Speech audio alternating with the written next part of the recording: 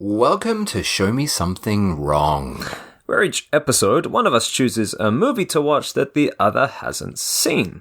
The movie is often obscure, usually odd, and always wrong. I'm Dave. And I'm Guy, and this mini-season, we are focusing on rip-offs, unofficial sequels, and wrong adaptations. Today I've chosen the movie, and it is... It's a mouthful, hang on. Bloody Muscle Bodybuilder in Hell.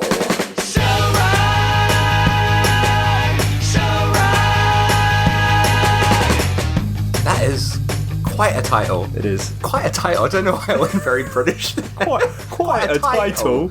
Yeah. I knew this before as Japanese Evil Dead. That's what it is known as, the Japanese Evil Dead. Which I guess... is where we should start the podcast. On Evil Dead. Yeah, our introduction to Evil, because you're a big Evil Dead head, aren't you? I am a big Evil Dead head, yes.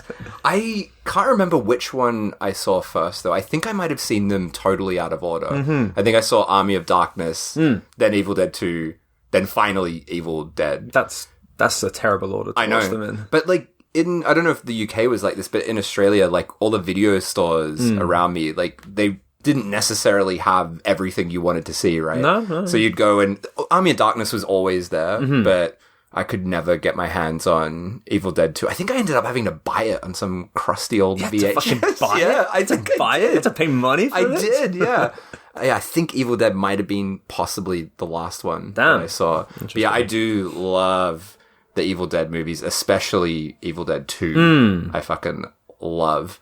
not that that's a hot take. I think a lot of people love that movie. And I love the first one as well. I think the first one is definitely the grubbiest. It's got a real independent spirit to it. Yeah. Have you ever listened to, not to advertise another podcast with wrong in the title, have you heard of the podcast What Went Wrong? No. And it just goes into like the production of movies. Okay. And everything that went wrong on the set. The episode, that's pretty fun. It's really good. It's a great show. But the episode about Evil Dead is so good. Okay. I might give that a listen. They were so young when they made kids, that weren't film. they? Yeah. They were 20 years old making this absolutely insane film. Yeah. And, you know, we shot a film in an abandoned love hotel, right? Yeah.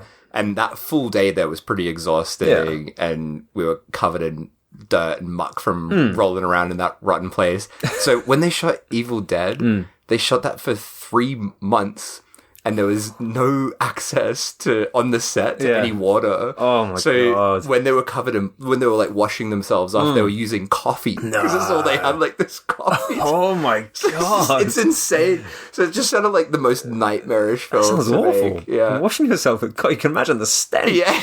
It's Holy crazy. shit. And they were putting in those contact lenses and stuff, like dirty fingers. Weren't they like the glass ones as well? Because it was back in, the late 70s it was shot, right? So they're like really crusty old contact lenses that you should not wear for longer than like an hour or something. No, I think I remember hearing, I think it was probably Sam Raimi, I don't know. They're saying that you could only keep those contacts in for 30 minutes at a time. Yeah, but I don't know what the reason is for that. I think because they're glass and they're like hard contacts as well. And they're scleral contacts, so it's like your entire eye. I've worn those things once and they're so uncomfortable. I can imagine. So imagine wearing them all day for a shoot. Just for 3 months. Yeah, for 3 months. Fucking hell. Covered in coffee. Yeah, but I do, I love all the Evil Dead films. You're maybe not quite as much of a... I appreciate them. I like them.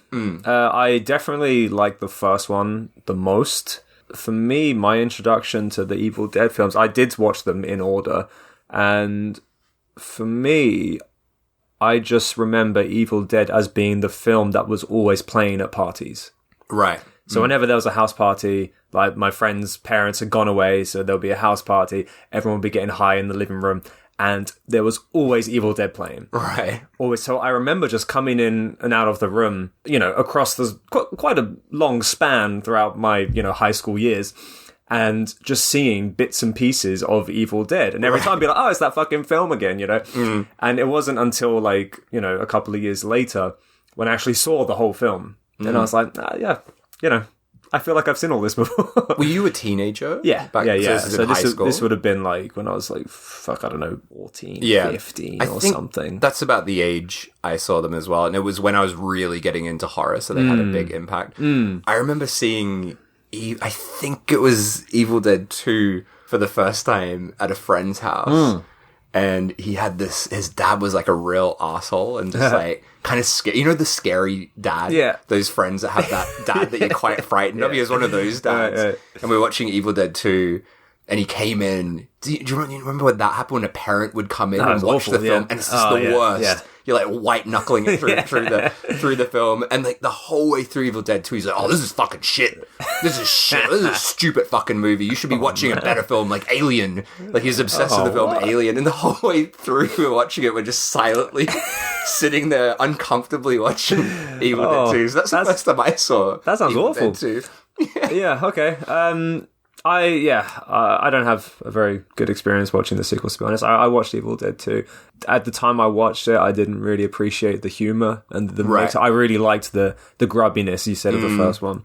And then doing it again, but with humor in the sequel, I was like, it's just not doing it for me. It's either one or the other. I don't know. At that time, at least. And I've since rewatched and appreciated it more. But yeah, and again, like, I remember watching Army of Darkness. And I like that. That's very different. And that can be kind of seen as its own thing. But you just can't help but compare 1 and 2 together, right? Yeah. Or they're the same film, essentially, but just, as you said, one's much funnier than the other. Yeah. And I certainly prefer the first one. And then, they did the series after that as well. I didn't even bother watching that. I remember that was an interesting one, that series. I watched the first episode and I was like, this is fucking great. Like, this is what I've been waiting for. My whole life is like a follow-up, not my whole life, but since I was 14, to see like another Evil Dead movie or show or whatever.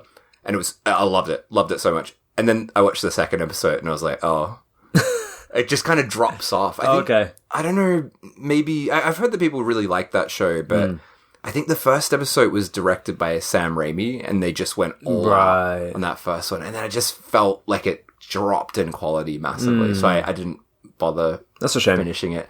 I know we differ quite a lot in the remake because I really don't like that remake. I liked the remake. Yeah, I know you're a fan. Yeah. I was just like, why did they make this? Like, I was so irritated by it because it's the Evil Dead the story is nothing, right? It's more about the way it's made. Sure. And like, yeah, and I just couldn't understand why they felt the need to remake that, and especially as it's so deathly serious. I found that remake to be, and yeah, I should give it another shot. But at the time, I was just so pissed off by it. But everyone loves that remake. I really enjoyed it. I remember it when it came out in cinemas, and I was in London at the time, and in the middle of like, I can't remember what square, like Leicester Square, so in the centre of London, they had like the Evil Dead cabin. Right. And the main cast and director were there and stuff, and you can go inside the cabin and take pictures with deadites and shit. It was really cool. I really enjoyed it. But then I remember like reading a lot of negative reviews as well. And I remember that remake? Yeah, and people, of course, like fucking Evil Dead fanboys being like, oh, the only good part was the last 5 seconds, which is like after the credits when Bruce Campbell says groovy or something stupid. And like, does that happen? I think there's like a after the credits like cameo thing, and he just comes out of like the shadows and he goes groovy. Really? Yeah. I've not seen that. I think he like produced it or something. Right. Okay. So you got all these like Evil Dead fanboys be like, oh, it's only good for the last 5 seconds. Like, no, it's not. Right. Fucking idiot. Yeah. That's the dumbest opinion I've ever heard. Yeah. I should give it another shot. I do think I'd probably enjoy it more now. I think when it came out, it was like the peak of just being bombarded with remakes. So I was really tired of them. And I just remember there was another entry. Was it Evil Dead Rise? Yes. Was it? Something like that. Yeah, I think so. Yeah, I think Evil Dead Rise. Yeah. And I really liked that. I was half with that. Right. I thought tonally it was pretty interesting because it felt to me like it was more a nice sort of middle ground between the remake and the original series. So it was a little bit funny, but still mostly scary. And I really liked aspects. I loved the mother character who's possessed. Yeah. She was fucking awesome. She was so great in it. And I liked it conceptually, like how it was in an apartment and in the city was really cool. But there was just, I don't know, there was a lot of scenes that kind of pissed me off. Right. I felt like it went too long. And yeah, but it was okay. I think it was like a 3-star film, I would say.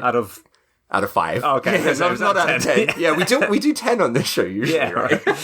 Yeah. I remember I watched that on the plane. It's a good plane movie. It's a great plane movie. Yeah. I would have loved it. I think that's probably why I enjoyed it so much, because it's like I got the choice of fucking Evil Dead Rise or Bridget Jones's Baby or some other dumb shit, you know, so I had a great time with it.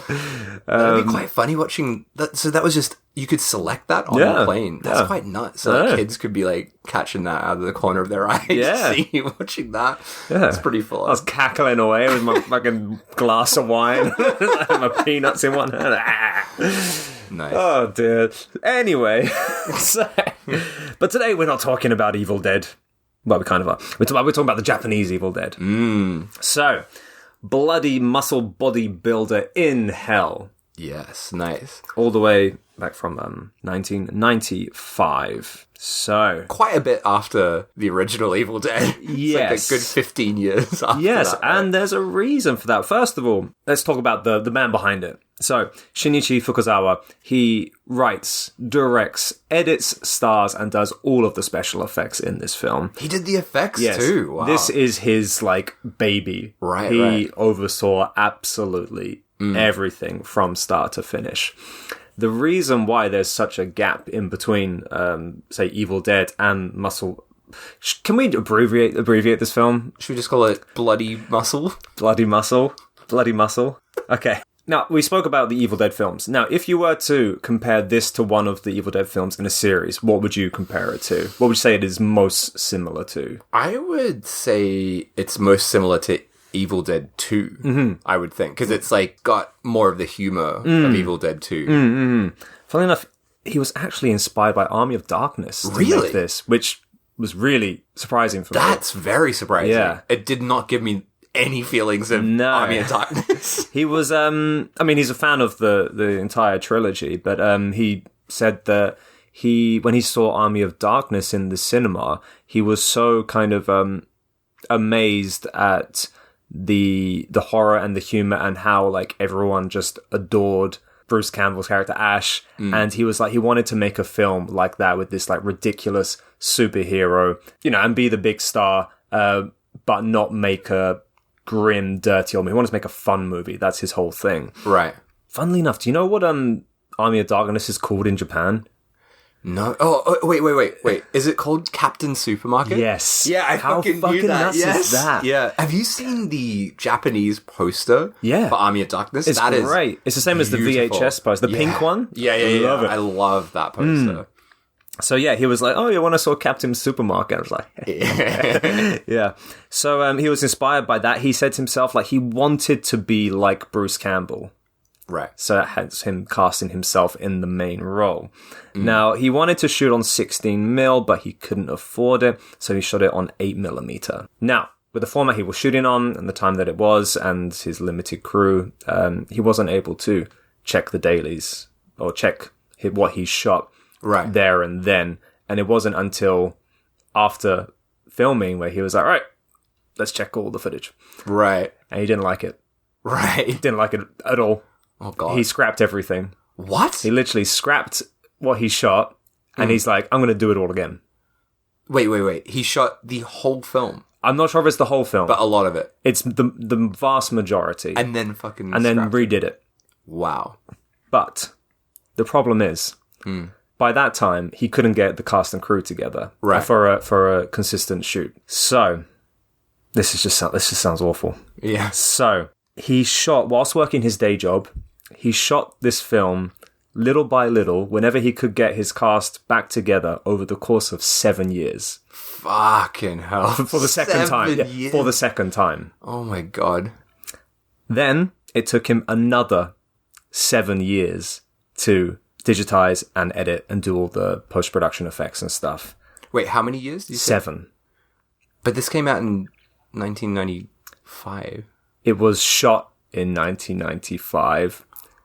It wasn't actually released until... And then, so he basically spent 15 years doing that, and then it wasn't released for another 2 years after. Making this about a 17-year journey. Okay, right. That makes sense, because I have this very vague memory of, hearing about this film. Maybe, like, 10 years ago, perhaps, and there was like a DVD release of it in Japan that I ended up buying, and I never watched it, and it just sat on my shelf for all that time. Yeah, it finally got self-released in 2012. Right, okay. Through him. Okay, yeah. In only 100 units. Right. He spent 17 years on this, and was just like, I'll just release it on a DVD-R in 100 units. Wow. Yeah. Well, he was very committed to the bit, wasn't he? Imagine? Yeah, that's wild. Props to him. I cannot imagine that. I mean, that's hence why this is his, like, baby, right? Can you imagine putting 17 years of your life into this film? And it totally shows. I mean, it is a fantastic film, and you can really see that he has cut no corners. Yeah. Now, I met the director, Fukazawa, last year at the Meatball Machine 25th anniversary event in Tokyo. He was there as one of the guests, and we had a nice chat. He's a very, very nice guy, completely different to the character he plays in this. Right. Not Ash-like at all. What's he like? He's very kind, softly spoken. Yeah, not this kind of arrogant kind of Ash character that you'd imagine. Not gonna lie, I got that feeling watching the film. That he was very much playing something that he's not. Right. Because he's a very, like, gentle, meek looking man. Right, and when he's trying to be all, like, Ash, it's kind of funny. Yeah. it's pretty funny. Yes. I since messaged him for doing this podcast, and I was like, we're going to be covering your film. Can I ask you some questions? He said, absolutely. So throughout this episode as well, I'll be putting little bits of information here and there directly from the director, which have not been muttered anywhere else. Ooh. So, with that, let's get into the film. So, it opens with a flashback of, once again, Fukazawa, the main guy, the director, but this time playing not the Ash character, but the father of this character. And he's with a lady who is trying to stab him because he is apparently trying to leave her for another woman. There's a kerfuffle. Kerfuffle? There's a kerfuffle. Bit of a kerfuffle. There's a big kerfuffle. That ends in death. She accidentally gets stabbed.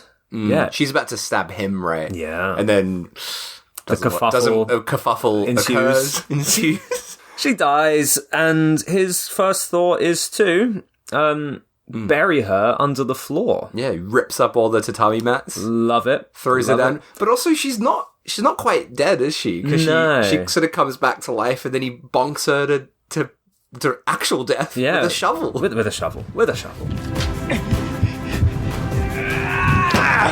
So he did basically murder her. Yeah, the first one was an accident. Yeah, but it's like accident, then a deliberate bonking. Yeah. But it's cool because already in this opening scene we have like our first Evil Dead reference. We have the necklace thing that comes back. That's like a recurring theme, right? Fuck yeah, I've totally forgot about that from the Evil Dead films, right? Like all of her blood is sort of animated going into the necklace. Yeah. Right? Yeah. In awesome video effects. Yeah. I love the video effects. They're very cool. Yeah. And then we get our title card 30 years later. And this is where we meet our Ash character, whose name is Naoto. And what is he doing? He's a hunk. Yeah. And he's hunking out.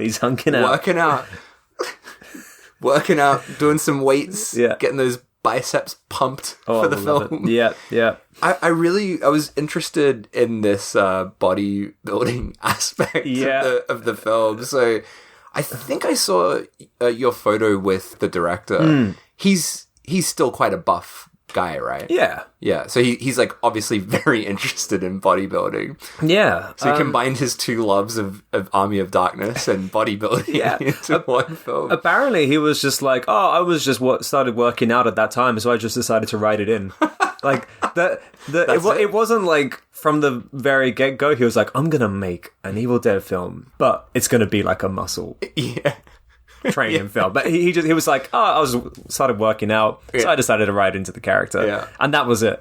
It's also funny because like don't get me wrong, he's got a great body. He's like clearly works out and he looks great. But he's not like a massive, like muscles upon muscles. Like he's not the classic image that you have of like a oiled up muscles bulk. I think but for the time, like muscle men now and muscle men back in the early 90s are very different. Yeah. And talking about Japanese muscle men as well. True.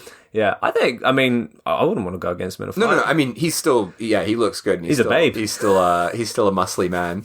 Is he quite a small man? He is quite a small man. Okay, he looks quite small in this film. Yeah. He makes up for it with his muscles. And his lovely personality. Yeah. Phone rings, and it is Mika, who is a friend journalist who has been working on articles on haunted houses, and she's asking about a photograph. They meet, have a catch-up. He pulls out the photo, and it's of his house, or say his old house, his parents' house. And in the door frame, the entire door frame has been like taken up by some woman's face. I didn't even notice. You didn't notice that? No. Are you serious? But he's like in the picture with his girlfriend that he bopped on the head, right? Yeah. That's the dad, yeah. Yeah. So wait, in the background, there's a face in the doorway. Yeah. Really? Fuck, I totally missed that. I can't remember if it was like another photo, like a second photo, but that's that happens. That's like I know that at the end of the film, I remember that. Yeah, it's the same thing. Oh, really? Fuck, because that's what she called up about, like the ghost photo, and it's in there. I was so confused because I'm like, what's so special about this photo? I didn't see it. Can we pause this so you can have a look at it? Yeah, all right, I'll pause it. 初めて見た時はゾッとしたわ。 All right, so I've seen it now. But yeah, I strongly disagree that that's clear to see. They zoom in on it, for fuck's sake. But it barely looks like a fucking face. It looks like a face. You just weren't paying attention. I was paying attention to this film. I was too focused on the fact that he bullies Mika into not smoking. Oh yeah, that's the thing as well. He like mansplains why she shouldn't be smoking. Yeah.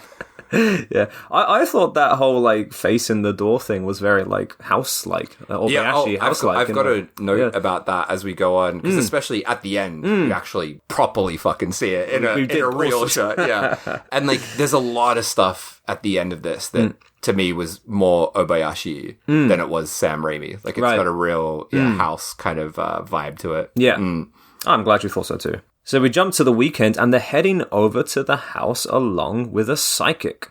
Yeah, he's a real fucking cunt, this guy. He's such like a downer. He is. Yeah. Was it Mizuguchi? Is that his name? I think? Yeah, psychic investigator. Yeah. He's a real dullard, this man. Yeah, but he becomes pretty fun, doesn't he? Yeah, once we get into it, he's fun. Yeah. But as a character, you wouldn't want him in a party, would you? And I love how much Naoto like hates him as well. He's like, fuck this guy. Yeah, that's right. So they're going over to the house. He's already getting bad vibes, and they arrive at the house.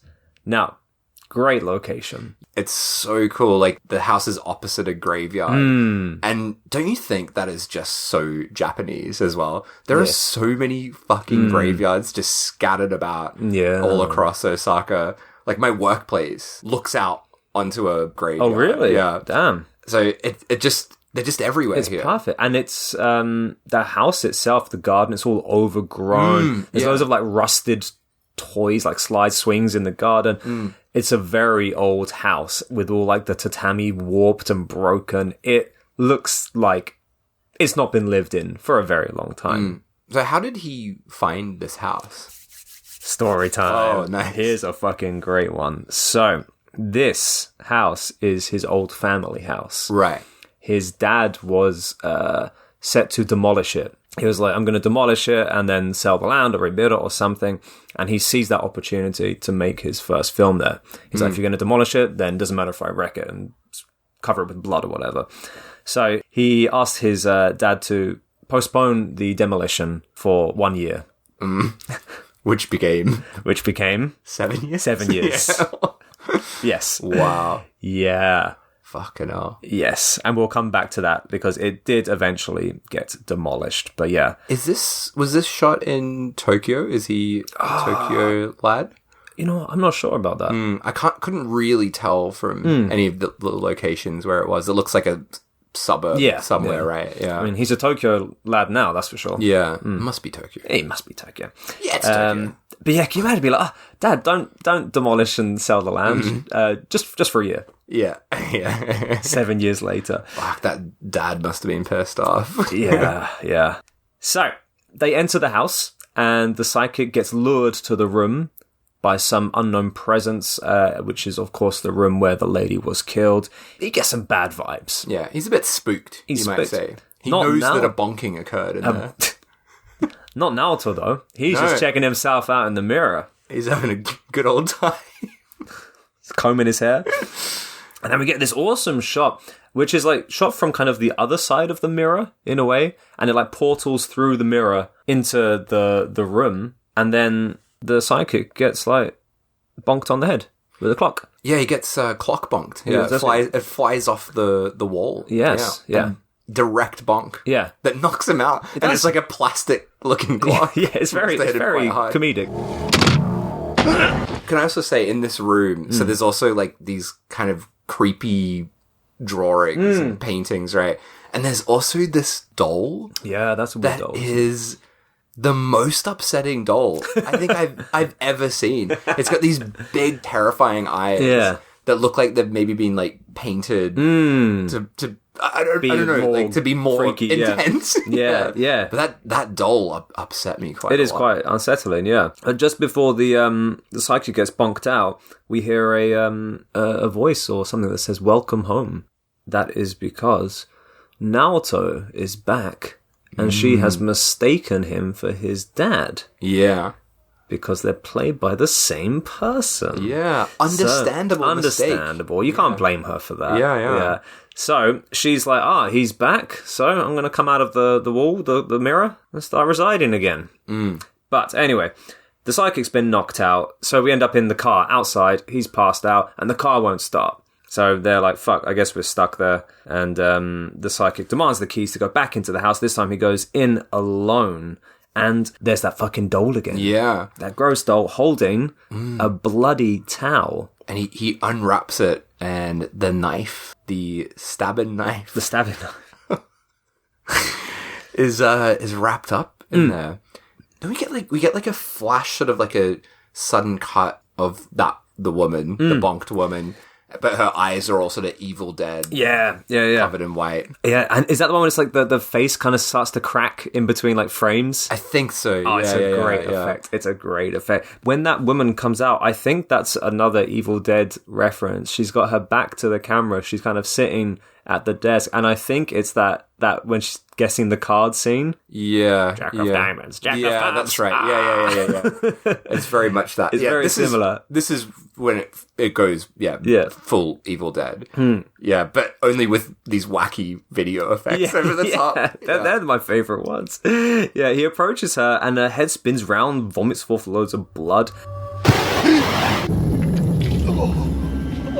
And yeah, it keeps like cracking. It keeps changing from like her actual face to, it's almost like it's been painted on digitally and then cracked. I was going to say about the effects in this, more so later on. Yeah.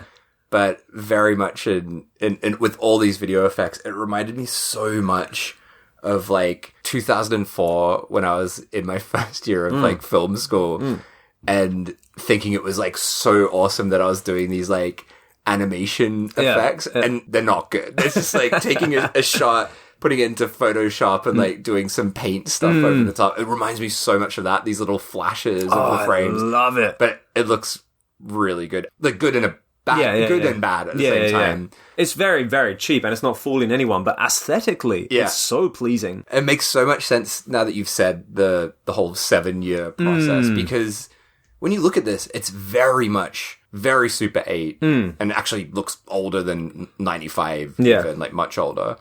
But then the effects have this real like mid-2000s feel, but not mid-2000s of a regular Hollywood kind of film, right? Like mid-2000s student film kind of vibe. Learn how to use paint and stuff for the first time. So kind of thing. having it smashed together like that makes for quite a unique look. Yes, sure. I mean, you were exactly 100% spot on with that. When I did ask him about that, as in why he used so many different styles of special effects in his film, he said that he was basically in charge of all the special effects. The reason why they used so many is because he wasn't proficient enough at any of them, so he just did whatever he could to make whatever effect he could achieve by any methods, by any means necessary. And because it went on so long, new technology came around, he was able to use, the video animation effects. He was able to add more blood in post-production, which normally is shit. Yeah. Like the CGI blood squirts. Very shit. It looks fucking awful. Here, it looks great. Yeah, it's so charming. Yeah, it's got a real charm to it. That is the best way to put it. I think the strangest aesthetic choice for me was like, why did he shoot this on Super 8? I know you said he wanted to do it on 16, but it's quite interesting that he shot it initially in 95. I wonder why he didn't just shoot it on video like everything else from Japan was shot on at that time. Well, according to him, he said it was still common knowledge for movies to be shot on film for his generation, and he wanted to shoot it on 16. He couldn't afford it, and at that time, digital video had not become widespread and the image quality was not very good. Yeah. So he didn't do it on video, and he just went for the 8 instead. I'm glad he did that because it gives it a unique look and sort of sets it aside from a lot of the other independent stuff from Japan from this time. But yeah, it has a very, very unique look. But Super 8 is just such a particular look, isn't it? Like it's very shit, but in a very appealing way. Like doesn't look great, but it does look great. It does. But I mean, it's very dirty, very gritty. But I'm trying to think of some other examples of films shot on 8mm that also incorporate these kind of video effects. I definitely can't. This is Nothing comes to mind. Real original piece here. Yeah. I can't think of anything that combines the amount of digital stuff and Super 8 stuff. Yeah. Can I also ask, there are some shots shot on video though, right? There's pickups because much later in the film, there's 100% sure there's a shot that's done on video. Oh yeah. But when we get to it, I'll bring it up again. I don't know. I don't have the answer to that. But whilst we're still talking about the effects, he also was very, of course, influenced by Evil Dead, hence why there's also a lot of claymation in here as well. Yeah, I love the claymation as well is fucking great. It's great. It's so good. He did that himself as well. Yep. That's fucking awesome. Not only that, there's another one. There's another special effect that I want to talk about, but a little bit later. Okay. But yeah, it doesn't stop at claymation. Which is just crazy. He did all of these things himself. Not just one medium. Not just fucking practical effects. He just mixed everything. It's not. It's just like this is a free for all. Yeah, it's the only way I can describe it. So back to the film. The psychic is being attacked by this ghost. The two outside, Naoto and Mika, have had enough of waiting, and they go in to go look for him. They find the bloody knife and his glasses, and he comes flying out the doorway, spitting blood everywhere, and he vomits up the necklace that then goes into his eye. His eye socket. Animated going into his eyeball. Yeah.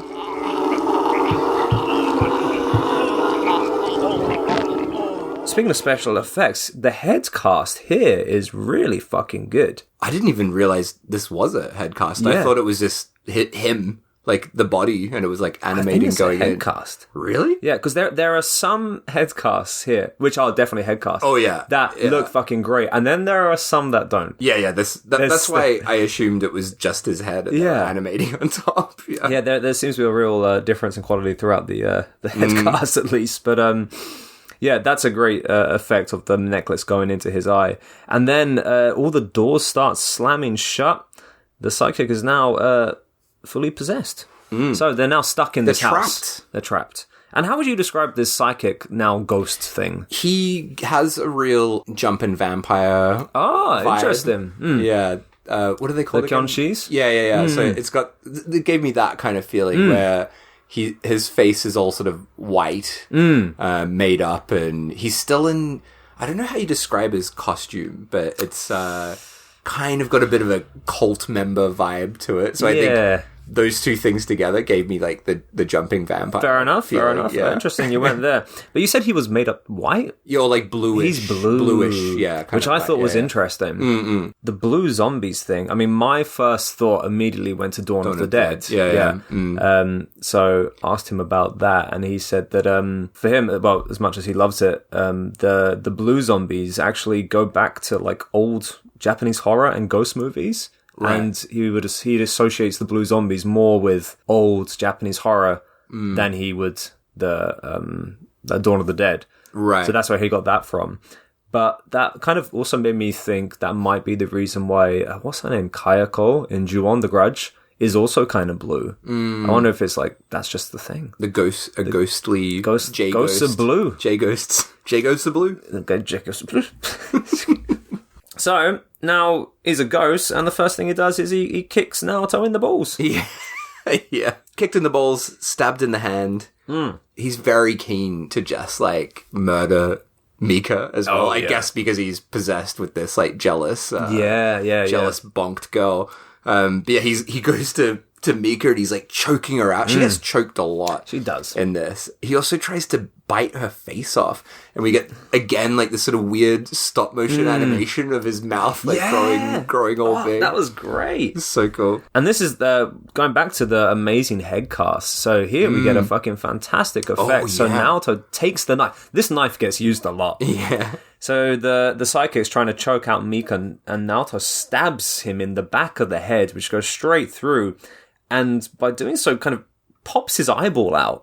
So the eyeball and then like is protruding out of his head into Mika's face. Yeah. And then as Naoto pulls the knife back out, it then like pops back into the socket.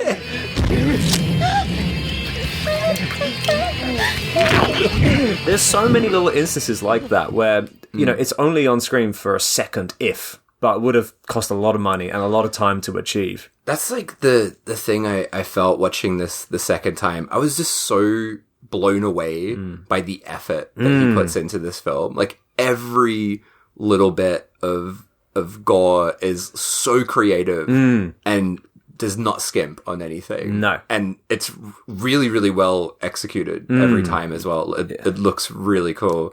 And it's just so chaotic. It's like kind of from this point on, it's pretty relentless. It is just a non-stop special effect film, isn't it? Yeah, it's great. Which is in the spirit of Evil Dead as well, because that's the main reason I love Evil Dead so much. Is that's another film that's made for very little money, by passionate filmmakers that just goes so hard in every scene. Love it. So he rescues Mika and then slits the sidekick's throat, gaping neck wound, painful death. Yeah. Good stuff. He's done. Not for long, though. He's back. He's back very to life. Quickly. Attacks Naoto, Naoto slams him into a protruding nail. That's right. Yeah. And then, like, he tries to, push him into another room, the ghost, and starts slamming his head in the door. Mika comes along, just punches him right in the face, and that does it. They barricade him punch. In. Mika's a bit feisty in this, isn't she? Yeah, she's pretty She's got some cojones. Yeah. I like it. She's always, like, giving Naoto shit, even though he's, like, the muscle man. Yeah. She's like, what are you going to do about all of this mess? I like this next scene as well, where they've blocked in the possessed Mizuguchi psychic guy, and then they're in a room and a TV turns on. Yeah. Initially it's like static. And then we see Naoto's dad, again, same actor as well as the director. And he's on the screen and just explains the situation that's happening. And it's just like a fun little weird moment here that reminds me of, like, you know, the tape, listening to the tape recording in Evil Dead. Yeah. But he says that the psychic has made his bonked ex-girlfriend more powerful because of his psychic powers. And the only way to deal with them, just like in Evil Dead, is to chop them into little pieces. Love Love it. And in order to do that, he has to get his weapon, which is down in the basement. That's right, yeah. Very important. Oh, I love as well when the dad disappears off the TV and he just melts. Like there's like an animation of his face melting. That was great. Like a candle, in a way. So cool. So, this was the other special effect I wanted to talk about. Because originally the director was planning to do this all in claymation. Right. But because, production went on for so long and he started playing around with new ideas, he ended up doing this whole like melting head sequence in paint. Right. Okay. Yeah. Microsoft Paint. A lot of this has real Microsoft Paint vibes to it. Oh, that's awesome. I know. And he's like, and it turned out to look pretty creepy, so we just used that. Again, that effect is on screen for less than a second. Yeah, it's really cool. But it looks cool. It's so good. Yeah. So after the dad melts, they hear a noise, run to the room that they barricaded, and he's now like up on the ceiling. Yeah. He's in the rafters, he falls down, again, goes to strangling Mika. He really wants to strangle her. Naoto's back on the shovel. A lot of the same props get used throughout this film. But it's kind of cool because it's just retelling history, doing the same thing. The same knife, the same shovel. Has that shovel been sitting in that house for 30 years then? I was wondering that. It should be a bit more rusty, perhaps. You would have thought you would have tried to discard the murder weapon or something. Something I love about this that again reminds me of like film school days, there's always just props around. Yeah. Where it's like, I need a knife. Oh, here it is. I need a shovel. Here it is. Need a shotgun. Here it is. For no reason whatsoever. It's great. Yeah. So Naoto takes the shovel and after a few bonkings decapitates the psychic. Yeah. He rams the shovel into his throat whilst he's up against the wall, severing his head from the body. And he's then like that for quite a while. So his head is just sitting on top of this shovel. The body below comes back to life, starts attacking Naoto, blood everywhere as always. And then he gets the axe, chops him up. Finds an axe. There's an axe. Is that an Evil Dead thing as well? Is there an axe? I think is in Evil Dead 2. Is there an axe in Evil Dead 2? There's a chainsaw in Evil Dead 2. Yeah. There's probably an axe. There's probably an axe. There's probably a shovel as well.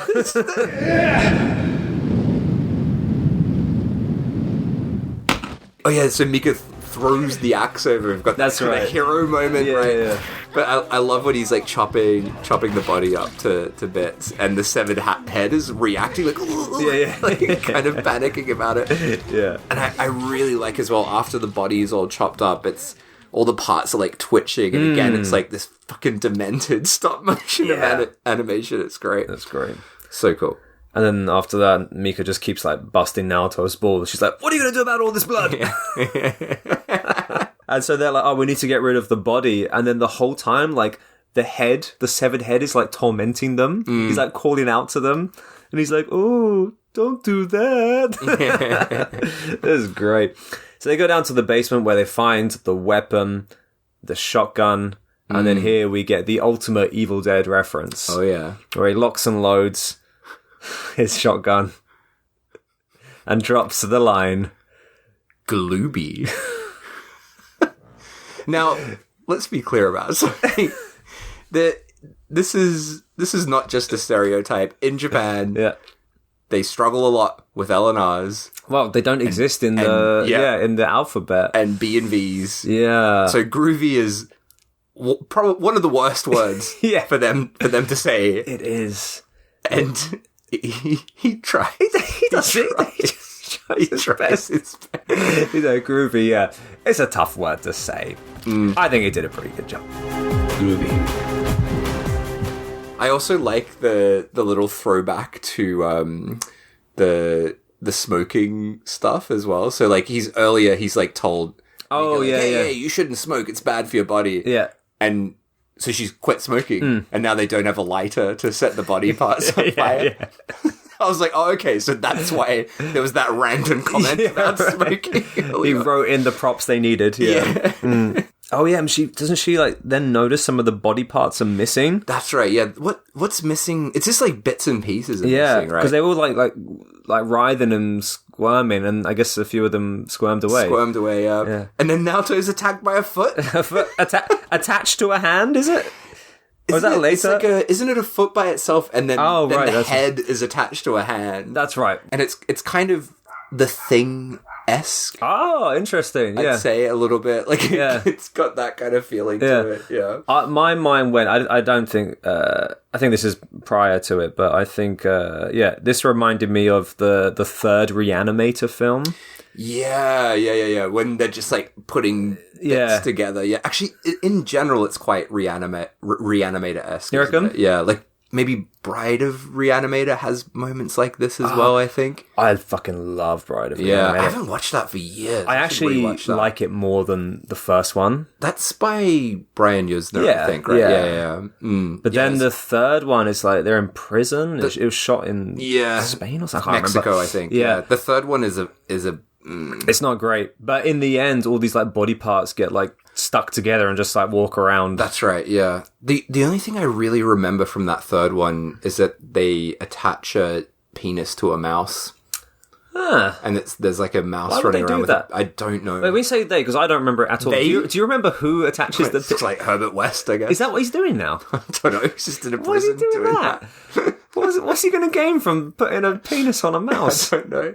Did I tell you about the time that I interviewed Brian Yuzna? No. So back on my old website, I reached out to him. Oh, that's what happened. So my friend Matt Revere, Matt Revere is like a musician and artist and stuff. He designed a book cover for someone, and it was a parody of Reanimator. Okay. But it was Kanye West as Herbert West. And Brian Yuzna got in contact with them and was like, I own the rights to this artwork. It's fine to use it, but can you put a credit in the book that it's from Reanimator? And he's like, yeah, sure. So he was really nice about it. And then as soon as I heard that, I'm like, mate, can you ask if I can interview him for my website? And he agreed to it. Oh. And we did it over Skype or something. And I remember at the start, he's like, all right, we can probably do it for about 30 minutes and whatever. And I'm like, yep, sure. And I talked to him for at least 2 hours. Wow. To the point where I had to end it because I was like, I'm really sorry, but I've got to go to work. Yeah. But he was such a nice guy, and he was like, I think he was quite shocked because I literally watched everything that he'd made, and I love his film so much. Yeah, but we talked quite a bit about Bride of Reanimator as well. That's cool. He's a good dude. Underrated director as well. Yeah. He's a fucking Have you seen The Dentist? No. That is so good. The Dentist 1 and 2. Absolutely insane films. I think it's Corbin Burnson. I think that's his name. Just playing this like absolute cunt, like sort of yuppie dentist. Right. And it's just, it's so good. Good stuff. Oh man. Love Brian Yuzna. Yeah, I haven't watched a Yuzna film for a while. But I met him once. And even now thinking about it, I'm just like, how the fuck did they arrange this? Because it was in Brighton, where I'm from, so not London or a particularly big city. Yeah. And they were screening Society. Oh, great. And they were like, and Brian Yuzna's going to be there. I was like, what? Yeah. In this, Brighton, you can walk from one side to the other. It is not a big city. Right. I'm like, why the fuck is Brian Yuzna in Brighton? Yeah. Like, introducing Society. Like, why is it not in London or like, even in a big... It was in a fucking mini theatre as well. The fuck? It was bizarre. And he was just there in the lobby just hanging out. Wow. And I was like, hey, Brian. And I chatted to him. It was really nice. Got some stuff signed. And I was like, dude, can I get a picture? I was fanboying out. I think this was quite a long time ago. I was still I was in my early 20s. Anyway. And he was just like, I said, can I get a picture with you? He was like, can I choke you? And I was like, what? He's like, yeah, for the picture. Do you mind if I choke you? And I'm just like, do you mind if I choke you? I was like, right? I was like, okay. And so, he kind of like put his hand on my throat and like posed for the photo. Yeah. But he actually put quite a lot of pressure into it. So I was like, fucking hell, Brian, calm down. Jeez. He was actually squeezing my throat. And he suggested it. Yeah. That's interesting. It is. But he was doing it. But then, like, I saw pictures that other people had taken with him who were also getting choked by him. He just likes choking. I think that's his thing. He's just a choker. I wonder if we should go back and watch all his films and pinpoint the choke scenes. Yeah, I wonder if it's like Tarantino's foot thing, you know? Yeah. He's got... Tarantino's got the foot thing. Brian Yustin's got the choke thing. Yeah. All right, so back to the film, eh? Brian Yustin. Oh, we love a tangent. What are we up to? So, severed foots and things attacking them. Oh, yeah. And Mika looks up to the ceiling and the head drops down from the ceiling in awesome video effect animation style, landing on her neck and biting her. Which is never a good sign. No. No. No. No. You know, I've not seen Evil Dead for a long time, but they don't get infected by biting, do they? They don't spread. No, it's just sort of random possession from memory. But this is a you know, you're bit and you're done. Oh yeah. So I love this as well with Naoto throughout the scene is just like shooting body parts. They're blowing up. It looks so good.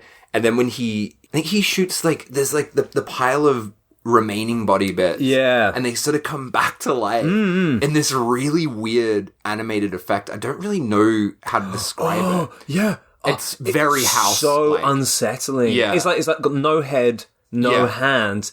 Yeah. But it's like standing up and just being like yeah.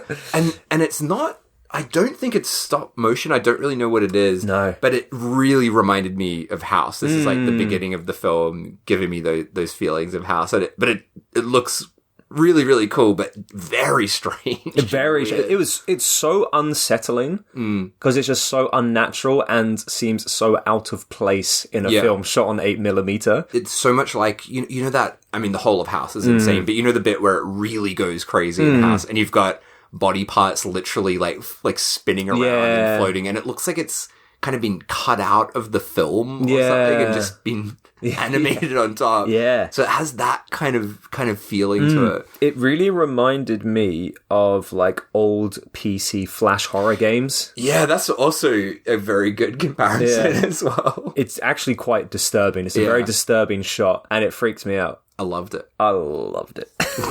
And again, he blasted away with a shotgun. So, Mika isn't looking too good. No. The doors are still locked. Suddenly, the tatami floors start eating up all the blood, and from the floor arises a skeleton, who we can only assume is the lady who was bonked 30 years prior. She's coming back. Bonked 30 years prior. Yes. That should have been the tagline. You don't need Japanese Evil Dead, you need the bonked 30 years prior.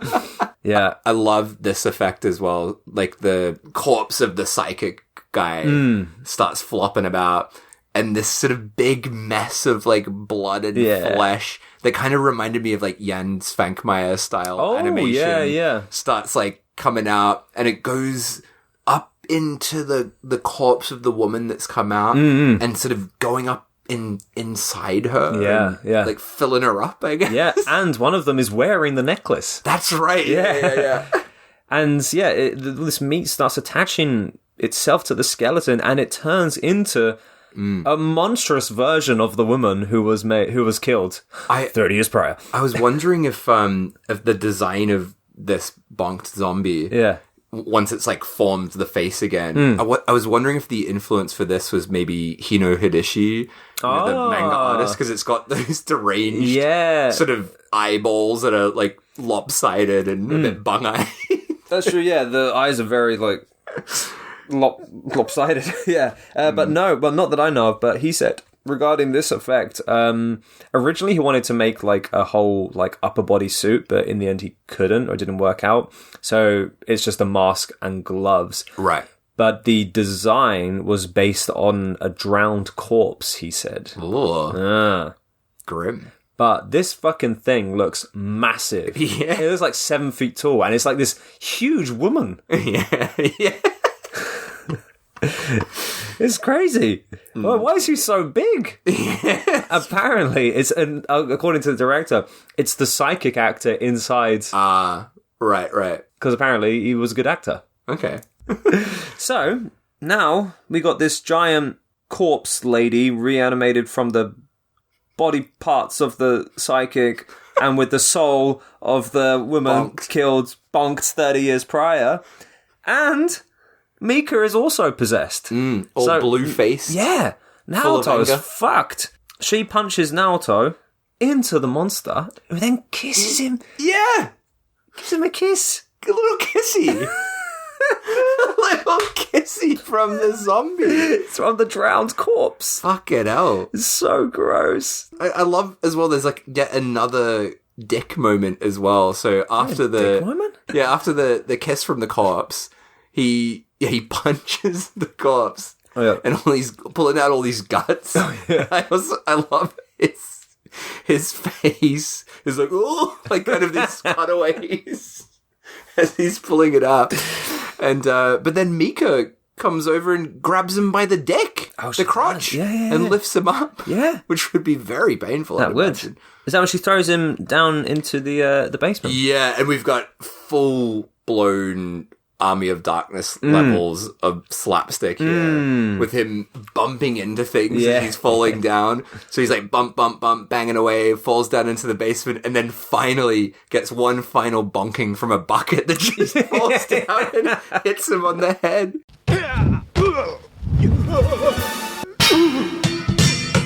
And then he comes to the realization, because the dad said, your weapon is in the basement. Turns out it wasn't the shotgun all along. In fact, it was the weights. And as he says, his muscles. He goes full Hulk here as well. He's flexing and bursting out of his shirt like the fucking Hulk. Isn't there like the thing and it's like muscle? He rips through his shirt. He starts flexing in slow motion. It's like his mate's possessed. Yeah, what are you doing? Flexing away? And he's in the basement flexing his muscles. There's a really strange effect after this. So after he's done his big flex and move, upstairs, like the drowned, bonked woman is eating bits of body parts and stuff, but so's Mika. Yeah. But it's not the actress Mika eating stuff. It's like this weird animation of like a freeze frame of her face, like frozen with the mouth open, Really? and then a shot of the meat going in. Oh, I don't remember. Really weird. Can we pause it so we can watch that again? Oh, that's a great shot. But yeah, it is so like out of place, but it's all those like weird out of place bizarre shots that make this so memorable. Yeah, it really adds to it. It does. Yeah. And as you just said off mic, like, it's probably just they didn't have the shot, so he just did it in post and fudged it there and there. But all those little things just adds to it. They just make it better. So good. Yeah, so they're eating the flesh of the psychic, and then suddenly a dumbbell comes flying through the room, slams the monster in the head, and enters our hero. Now in a singlet. Yeah. Don't know where he got that from. Is it not just like he just ripped off his shirt? Is he not just wearing jeans? I feel like he's in a singlet. Is it? Wait, let's have a look. Let's go to the tape. Oh yeah, you're right. It's like a fucking tank top or something. Yeah. Where do you find that? I guess it was with his weights. Maybe that's one of the weapons. Yeah. You need to wear it. He comes in after throwing the weight, and he starts slamming her in the face, and he stomps on her head.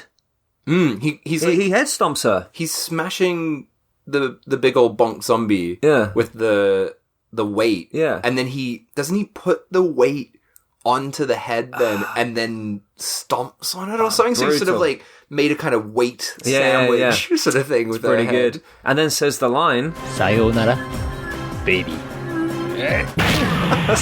Isn't that like an Arnie line? Is that a Japanese take on an Arnie line? I guess. It's like hasta la vista, baby. He says sayonara, baby. I guess. This is the wrong film. Yeah. But Mika's still alive, and he goes over to her and he sucks the curse out of her neck. As if it's like snake venom or something. Yeah, and he's like spitting out all this black gunk. Right? Oh, it's great. I love it, yeah. Which brings her back to life. So she's all right now. She's fine. She's good. She's had the curse sucked out of her neck. Unfortunately, the drowned, bonked zombie is also all right after that head crushing. Pops its eyeball back in. Oh, yeah. And then Naoto's setting up his weights kind of like he at first looks like he's like loading a gun or like putting a gun together, right? Yeah. But then he's turned his weights into like a bow and arrow somehow. He shoots the bar. Yeah, the bar, that's right, yeah. And like impales her through the mouth. And she's slammed into the wall. And then we get that really awesome, like she kind of like feeds the bar through the back of her head wound, slowly kind of walking out into the middle of the road. It looks fucking painful. It's very gross. She's like gripping it from the front. Yeah. And then like her intestines, they look like tentacles. They like fly out of her stomach wound and grab his leg. Yeah, yeah. Which looks fucking cool. The sound effects in this are really gross. And this is the bit that I mentioned before. The one shot in the film that I'm pretty sure is shot on video. Where, so like, yeah, the guts come out, they wrap around his leg, and then there's a shot of his hands, like a close-up of him just crushing and ripping the guts. Yeah. And that's video, for sure. Yeah, for sure. So I was thinking, now that I know the backstory, I guess he just missed that shot, and it was something he put in right at the last moment, is what I would guess. Yeah. I did ask him about the intestine scene, and he said that the intestines, like the practical effects that he made didn't turn out well. So instead he said we had to stop filming the scene where the intestines wrap around the legs, and then we were able to remake it with digital animation. Yeah, it's digital at first, but it's just that close up of the getting video? Crushed. Yeah. I'm like 95% sure. I'll take your word for it. Because like it's video. Yeah, it looks like 90s, late 90s looking video, yeah. But it's weird that it's like just that shot of everything. It really immediately took me out of it. Okay. And I felt like it was kind of an unnecessary shot. I suppose it shows him escaping, but it doesn't really matter ultimately. Because in that one special effect, we have like two different styles of special effects. We have the practical and then the digital, right? Yeah. Personally, I prefer the digital. In those scenes. I think, in that scene he rips the intestines apart with his hands, but I quite like the digital looking cheapy stuff. Anyway, he takes his gun now and he starts shooting the monster. And Mika is smitten by that. She's like, wow, what a hunk. And he just repeatedly blasts her again and again until the house and everyone in it is covered in blood. Yeah, and I love the way this is cut together, because it's this mixture of really great practical effects of the head blowing to bits and body parts blowing to bits, mixed in with that demented animation as well. So it's so full on. Like it's such like there's a lot going on in this short moment here. And then we get the final stop motion effect of a amount of like bloody flesh kind of coming together and then pulling apart. And then I'm not sure what that's supposed to signify, but it's very Evil Dead, like ending of Evil Dead with the stop motion. But now that has happened, they are able to leave the house again. Yeah, and thus concludes our film. And then that final shot, right, is the door opening to reveal the giant face of the bonked woman. Of the bonked woman. Very, very Obayashi looking shot. Originally, there was a different ending that he wrote. In the original ending, the two main characters leave and the house is demolished. Later, a new house is built. And it's there's the sales advertisement, like what do you call it, a realtor, sales realtor, the advertisement for the house, and in the photo we see the ghost in the window. But that changed. But yeah, there you go. That's I forgot the title. Bloody Muscle Body Builder in Hell. There you go. I love this film. It's fucking so great, much. Isn't it? I really liked it first time, but I liked it even more the second time. I think the first time I watched this, it it was like after work. I was a bit tired. Yeah. And it's a lot. This film is a lot. It's constant. There's no real up and down in pace. It's just non-stop. So, and it's only 60 minutes, right? So it's quite exhausting in a way because of how much is going on. Yeah. But the second time I did love it that first time as well, but the second time it really hit me like how much had gone into this. Yeah. And yeah, it's just a really impressive piece of low-budget filmmaking. Yeah. It's great. It is beautiful. I think I was probably in the same boat as you. When I watched it for the first time, I appreciate it and I enjoyed it. Personally, as I'm not the biggest Evil Dead fan, there was parts of me that thought, I wish this was just its own thing and not a homage movie. Yeah. I think I may have enjoyed it even more if it wasn't an Evil Dead ripoff. It's funny you say that because I just, like, the main thing I thought watching this, like, there's definitely very, very Evil Dead stuff in it, but it did to me, other than the Glooby scene and stuff like that, it does feel like its own movie. It does. It's enough of its own thing. Yeah. Kind of like Lady Terminator, right? Yes, it's like, just got these moments, but it's basically its own thing. Yeah. When obviously this gets called the Japanese Evil Dead, and I was expecting a Japanese Evil Dead, and I was expecting all the scenes, and it's not. It's got enough of its own original content and I was like, you didn't even have to do the Evil Dead stuff. Like, this would have been a fucking knockout film regardless. Yeah. But yes, I enjoyed it despite of that, and then the second time watching it, same as you, it made me really appreciate all the special effects, seeing all the tiny details that would have taken forever to achieve despite being on screen for less than a second. I was like, and knowing that it took 15 years to achieve as well, like, nuts. I have nothing but respect for this director. Yeah. That is full on. I asked as well, like, what were the reactions and impressions when it was released, and he said it was sold as a handmade DVD, limited to 100 copies, which was sold he says, in a shop in Tokyo. I'm going to guess that's Video Market. Right. But I don't know for sure. It sold out very quickly. They produced more, but he said, but there was no big reaction, to be honest. He said they received some comments on social media saying that it was interesting. But after that, some, favorable reviews on the internet gradually increased. And then someone asked to actually officially release it. And then it was released at Staya Rental. At that time, it was in its, like, boom. And it reached number 1 in Amazon's Japanese horror movie sales as well. Yeah. Wow. I also asked about the films that he's made besides this, and whether they're available or not. And he said that besides Muscle Builder, the stuff that he made before that, the quality isn't great, so he just posts little, like, digest versions on his YouTube channel, but you can check those out. And he's made 2 corporate PR films that have not been released yet in Japan. Have to cover those on the pod. Yeah. Corporate PR. However, he says he plans to quit his job within the next 1 or 2 years and make another feature film. Ooh. I also asked if he had any words for people who watch this, and he said what he aims for when he makes a film is, even though it is thoroughly cruel and extreme in content, he doesn't want to leave viewers with any, like, bad feelings or bad aftertaste. He wants the people to see something amazing, have a good time, and not go into work the next day feeling like you've seen something traumatic and shit. It's like the opposite of our films. Yes. So he wants to make a horror movie that is cruel, extreme, and fun. Okay. In his words. Yes. So yeah, big thank you to director Shinichi Fukazawa for answering all those questions I had for him.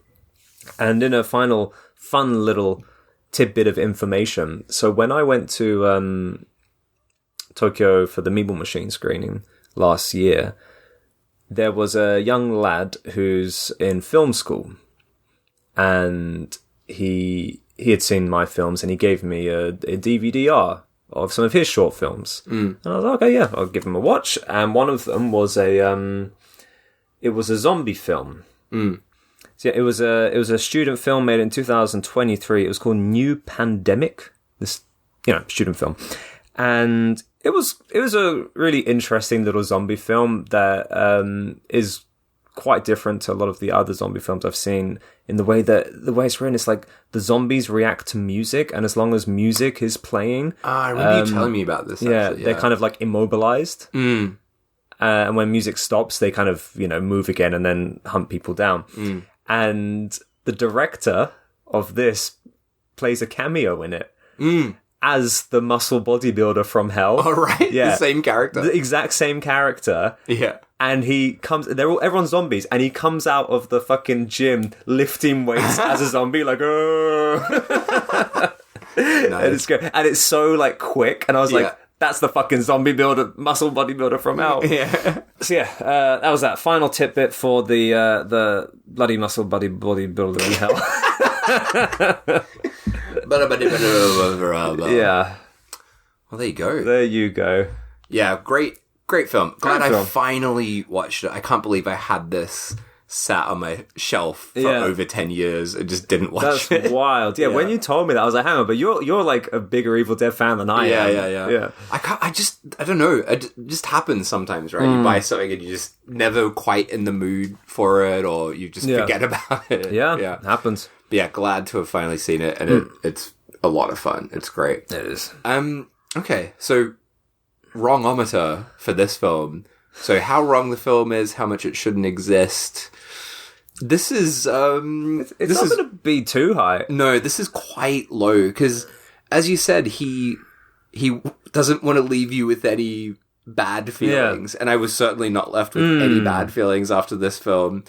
And it's just quite a delightful little it's just fun film, kind of almost in the same kind of way the same Blood Diner is. It's just a fun, ridiculous splatter film that just makes you happy. Yeah, and you have a good time. Yeah, with it. So, yeah, what can we say in terms of wrongness? I mean, there's not much wrong other than maybe just like the insane mix of effects, which can sometimes be very overwhelming in a good way, but like quite baffling. Yeah, and I guess like its existence is quite amazing because of how long it took to make.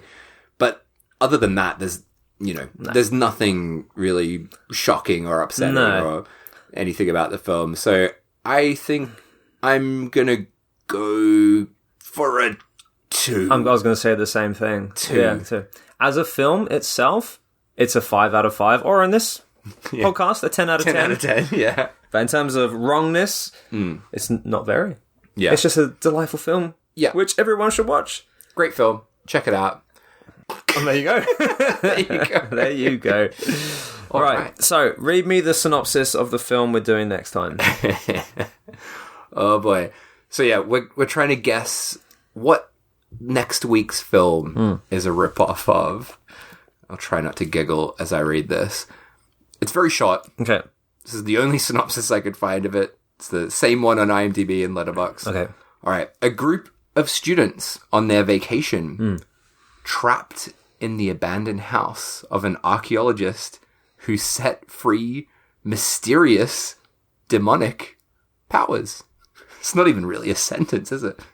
Wait, he said... So a group of students on their vacation trapped in the abandoned house of an archaeologist who set free mysterious demonic powers. I don't think that really makes sense. No, I'm baffled. Just think about it. An archaeologist, and he set free the powers, mysterious demonic powers. What other film has a house or a cabin, if you will, where someone has set free demonic powers? Evil Dead 2. We're doing Evil Dead again. Hey! So next week we're doing what is generally known as Bollywood Evil Dead. Oh, I love it. Not the original title of the film, right. but that's what most people know it as. So yes, we're doing a double whammy of Evil Dead. Fuck yeah. So today's film was, wasn't so much a rip-off, more of a loving homage. Next week is very much. Oh, is it a scene for scene? Oh, fucking hell. All right. Rip-off. I'm looking forward to that. Yeah. And we already did our Evil Dead introductions today, so we can skip through that next time. Might be quite a short episode. How long is the film? It's like a 90-minute film. Oh, okay, longer than Muscle Bloody Builder. Longer than Bloody Muscle Bloody Body Builder in Bloody Hell. Builder Hell, but much shorter than your average Bollywood film, which is nice. I'm looking forward to some dance numbers. Yeah, maybe one or two. We'll see. So join us next time for Bollywood Evil Dead.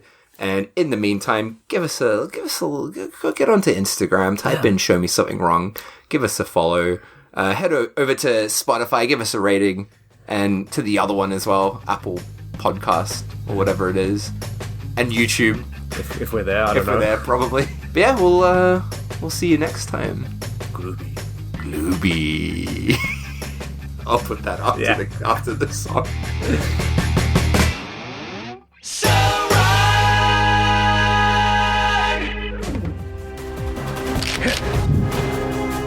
Groovy.